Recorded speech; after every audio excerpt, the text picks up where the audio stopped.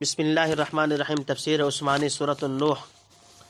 انا ارسلنا نوحا الی قومه ان انذر قومک من قبل ان یأتیہم عذاب علیم۔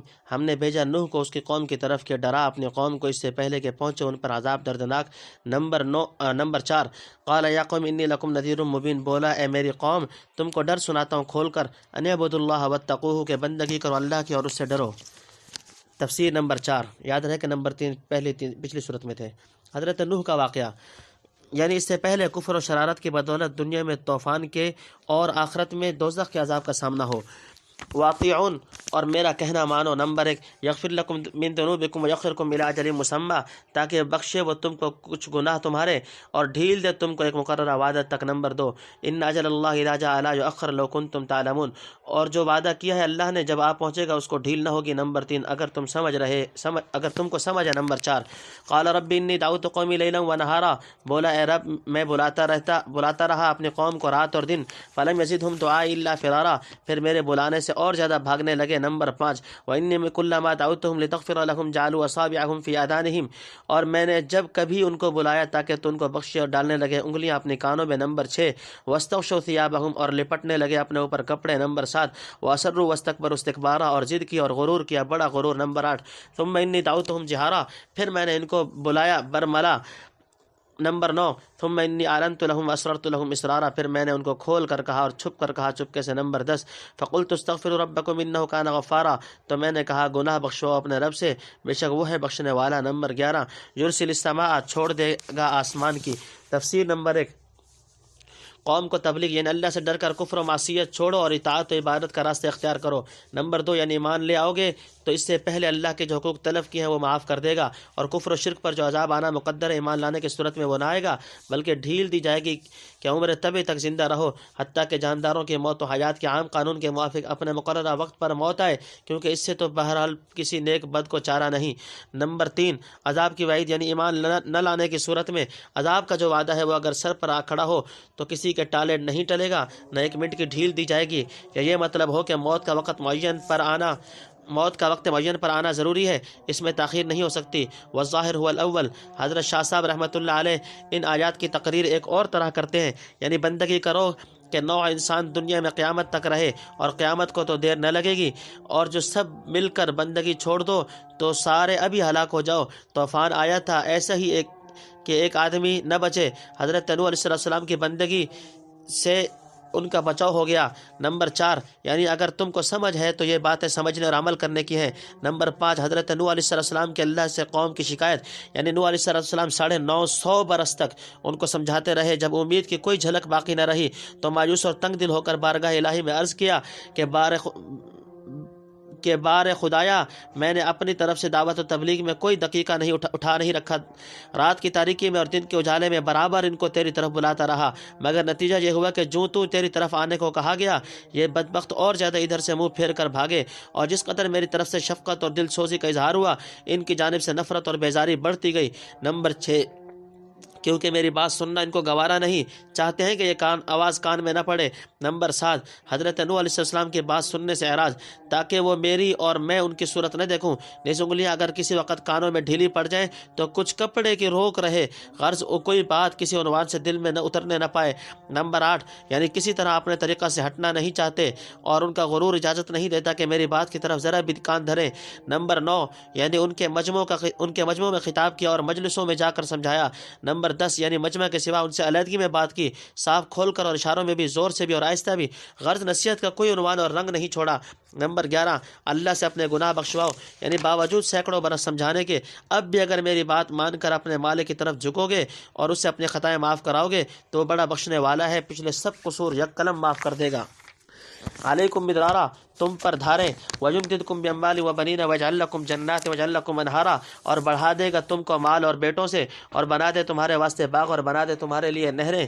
نمبر 1، مَا لَكُمْ لَا تَرْجُونَ لِلَّهِ وَقَارًا، کیا ہوا ہے تم کو کہ کیوں نہیں امید رکھتے اللہ سے بڑائی کے۔ نمبر 2، وَقَدْ خَلَقَكُمْ أَطْوَارًا، اور اسی نے بنایا تم کو طرح طرح سے۔ نمبر 3، أَلَمْ تَرَوْا كَيْفَ خَلَقَ اللَّهُ سَبْعَ سَمَاوَاتٍ طِبَاقًا، کیا تم نے نہیں دیکھا کیسے بنایا اللہ نے 7 آسمان تہ پر تہ۔ نمبر 4، وَجَعَلَ الْقَمَرَ فِيهِنَّ نُورًا وَجَعَلَ الشمس سراجا، اور رکھا چاند کو ان میں اجالا یعنی روشنی، اور رکھا سورج کو چراغ جلتا یعنی چمکتا ہوا۔ نمبر 5 واللہ انبتکم من الارض نباتا، اور اللہ نے اگایا تم کو زمین سے جما کر۔ نمبر 6 ثم یعیدکم فیہا ویخرجکم اخراجا، پھر مقرر ڈالے گا تم کو اس میں اور نکالے گا تم کو باہر۔ نمبر 7 واللہ جعل لکم الارض بساطا، اور اللہ نے بنا دیا تمہارے لیے زمین کو بچھونا، لتسلکوا منہا سبلا فجاجا، تاکہ چلو اس میں کشادہ رستے۔ نمبر 8 قال نوح رب انہم عصونی واتبعوا من لم، کہا نوح نے اے رب میرے، انہوں نے میرا کہا نہ مانا اور مانا ایسے کا جس کا تفسیر۔ نمبر 1 اللہ کی نعمتیں برسیں گی یعنی ایمان و استغفار کی برکت سے قحط و خشک سالی جن میں وہ برسوں سے مبتلا تھے دور ہو جائے گی۔ اللہ تعالیٰ دھواں دار برسنے والا بادل بھیج دے گا جس سے کھیت اور باغ خوب سیراب ہوں گے، غلے پھل میوہ کی افراط ہوگی، مواشی وغیرہ فربہ ہو جائیں گے، دودھ گھی بڑھ جائے گا، اور عورتیں جو کفر و معصیت کی شامت سے بانجھ ہو رہی ہیں اولاد و ذکور جننے لگیں گی۔ غرض آخرت کے ساتھ دنیا کے عیش و بہار سے بھی وافر حصہ دیا جائے گا۔ استسقاء کے اصل روح تنبیہ، امام ابو حنیفہ نے اس آیت سے یہ نکالا ہے کہ استسقاء کے اصل حقیقت اور روح استغفار و انابت ہے، اور نماز اس کی کامل ترین صورت ہے جو سنت صحیحہ سے ثابت ہوئی۔ نمبر 2 ان اللہ کی بڑائی سے امید رکھنا چاہیے کہ تم اس کی فرما برداری کرو گے تو تم بزرگی اور عزت و وقار عنایت ملے گا۔ یہ مطلب ہے کہ تم اللہ کی بڑائی کا اعتقاد کیوں نہیں رکھتے اور اس کی عظمت و جلال سے ڈرتے کیوں نہیں۔ نمبر 3 تمہیں طرح طرح سے پیدا کیا یعنی ماں کے پیٹ میں تم نے طرح طرح کے رنگ بدلے، اور اصلی مادہ سے لے کر موت تک آدمی کتنی پلٹیاں کھاتا ہے اور کتنے اتوار و ادوار اور اتار چڑھاؤ میں ہے جن میں کو گزرتا ہے۔ نمبر 4 یعنی ایک کے اوپر ایک۔ نمبر 5 آسمان اور چاند سورج پیدا کیے، سورج کا نور تیز اور گرم ہوتا ہے جس کے آتے ہی رات کی تاریکی کافور ہو جاتی ہے، شاید اس لیے اس کو جلتے چراغ سے تشبیہ دی، اور چاند کے نور کو اسی چراغ کی روشنی کا پھیلاؤ سمجھنا چاہیے جو جرم قمر کے توسط سے ٹھنڈی اور دھیمی ہو جاتی ہے، واللہ عالم۔ نمبر 6 یعنی زمین سے خوب اچھی طرح جماؤ کے ساتھ پیدا کیا، اول ہمارے باپ آدم مٹی سے پیدا ہوئے، پھر نطفہ جس سے بنی آدم پیدا ہوتے ہیں، غذا کا خلاصہ ہے اور جو مٹی سے نکلتی ہے۔ نمبر 7 یعنی مرے پیچھے مٹی میں مل جاتے ہیں، پھر قیامت کے دن اسی سے نکالے جائیں گے۔ نمبر 8 یعنی اس پر لیٹو بیٹھو چلو پھرو ہر طرف کشادہ راستے نکال دیے ہیں، ایک شخص چاہے اور وسائل ہوں تو ساری زمین کے گرد گھوم سکتا ہے، راستہ کی کوئی رکاوٹ نہیں۔ یزیدہ مالہ وولدہ الا خسارا، اس کے مال اور اولاد سے اور زیادہ ٹوٹا۔ نمبر 1 ومکروا مکرا کبارا، اور دو کیا ہے بڑا دو۔ نمبر 2 وقالوا لا تذرن آلہتکم ولا تذرن ودا ولا سواعا، اور بولے ہرگز نہ چھوڑیو اپنے معبودوں کو۔ نمبر 3 اور نہ چھوڑیو ود کو اور نہ سوا کو، اور نہ ولا یغوس و یعوق و نصر، اور نہ یغوس کو اور یعوق اور نصر کو۔ نمبر 4 وقد اضلوا کثیرا، اور بہکا دیا بہتوں کو۔ ولا تزد الظالمین الا ضلالا، اور تو نہ زیادہ کرنا بے انصافوں کو مگر بھٹکنا۔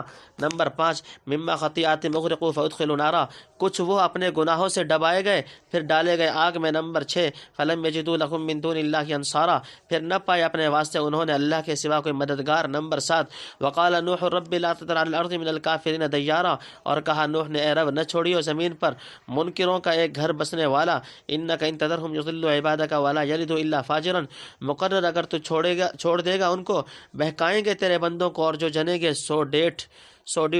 تفسیر نمبر 1 انہوں نے میرا کہا نہیں مانا یعنی اپنے رئیسوں اور مالداروں کا کہا مانا جن کے مال و اولاد میں کچھ خوبی اور بہتری نہیں بلکہ وہ ان پر ٹوٹا ہے، انہی کے سبب دین سے محروم رہے اور غایت تمرد و تجبر سے اوروں کو بھی محروم رکھا۔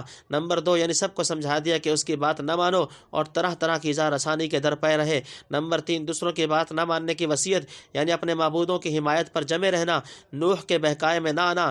کہتے ہیں کہ سینکڑوں برس تک ہر ایک کو اپنی اولاد اور اولاد در اولاد کی کو وصیت کر جاتا تھا کہ کوئی اس بڈھے نوح علیہ السلام کے قریب فریب میں نہ آئے اور اپنے آبائی دین سے قدم نہ ہٹائے۔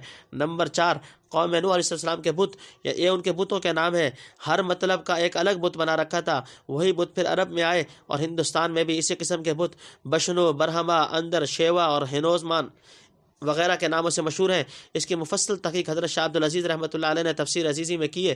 بعض روایات میں ہے کہ پہلے زمانے میں کچھ بزرگ لوگ تھے، ان کی وفات کے بعد شیطان کی اغوا سے قوم نے ان کی تصویریں بطور یادگار بنا کر کھڑی کر لی، پھر ان کی تعظیم ہونے لگی، شدہ پرستش کرنے لگے، والعیاذ باللہ۔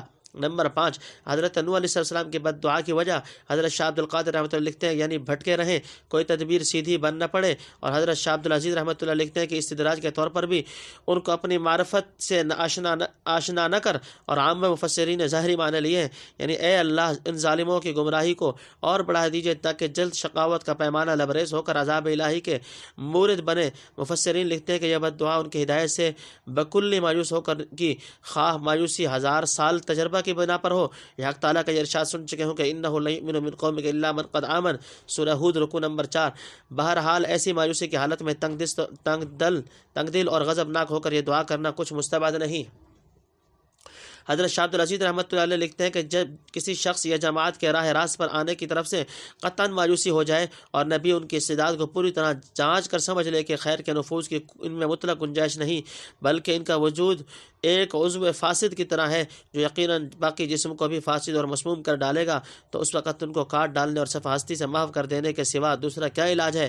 اگر قتال کا حکم ہو تو قتال کے ذریعے سے ان کو فنا کیا جائے یا قوت توڑ کر ان کا اثر بد کو متعدی نہ ہونے دیا جائے، ورنہ آخری صورت یہ ہے کہ اللہ سے دعا کی جائے کہ وہ ان کے وجود سے دنیا کو پاک کر دے اور ان کے زہریلے جراثیم سے دوسروں کو محفوظ رکھے، کما قال تعالی انک ان تذرهم یضلوا عبادک۔ بہرحال نوح علیہ السلام کی دعا اور اسی طرح موسیٰ علیہ السلام کی دعا جو سورہ یونس میں گزری اسی قبیل سے تھی، واللہ عالم۔ نمبر 6، قوم کا انجام یعنی طوفان آیا اور بظاہر پانی میں ڈبائے گئے لیکن فی الحقیقت برزخ کی آگ میں پہنچ گئے۔ نمبر 7، یعنی وہ بت ود سواغ اور یغوث وغیرہ اس آڑے وقت میں کچھ بھی مدد نہ کر سکے، یوں ہی قسم پرسی کی حالت میں مر کھپ گئے۔ کفارہ حق کا منکر۔ نمبر 1، رب اغفر لی ولوالدی ولمن دخل بیت مؤمنا وللمؤمنین والمؤمنات، اے رب معاف کر مجھ کو اور میرے ماں باپ کو اور جو اے میرے گھر میں ایماندار اور سب ایمان والے مردوں کو اور عورتوں کو۔ نمبر 2، ولا تزد الظالمین الا تبارا، اور گناہ گاروں پر بڑھتا رکھ یہی برباد ہونا۔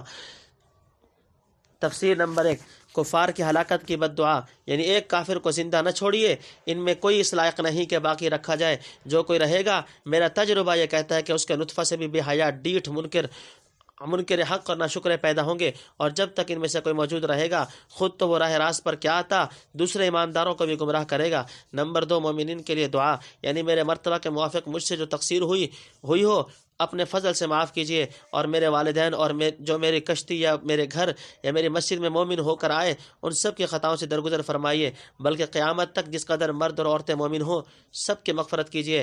اے اللہ، نوح علیہ السلام کی دعا کی برکت سے اس بندے عاصی و خاطی کو بھی اپنی رحمت و کرم سے مغفور کر کے بدون تعذیب دنیاوی و اخروی اپنی رضا و کرامت کے محل میں پہنچائیے۔ انک سمیع قریب مجیب الدعوات۔ تم سورۃ النوح وللہ الحمد والمنہ۔ سورہ نوح الحمدللہ اپنے اختتام کو پہنچی۔